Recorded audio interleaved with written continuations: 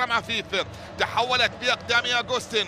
سوريا يلعبها في الجهات اليمنى، انطلاقه بشكل مثالي جدا. عطال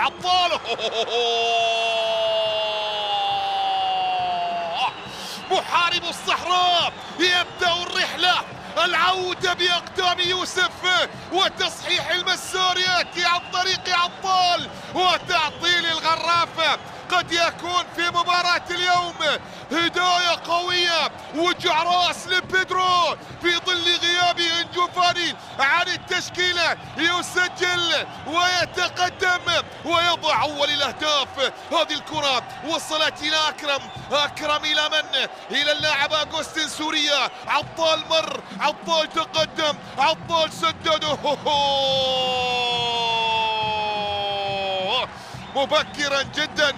يبدأ الزعيم السداوي هذه المواجهة ويتقدم بنتيجة اللقاء عن طريق اللاعب الجزائري يوسف عطال. عطال يسجل أول الأهداف ويتقدم بنتيجة اللقاء ويضع الكرة في شباك الحارس.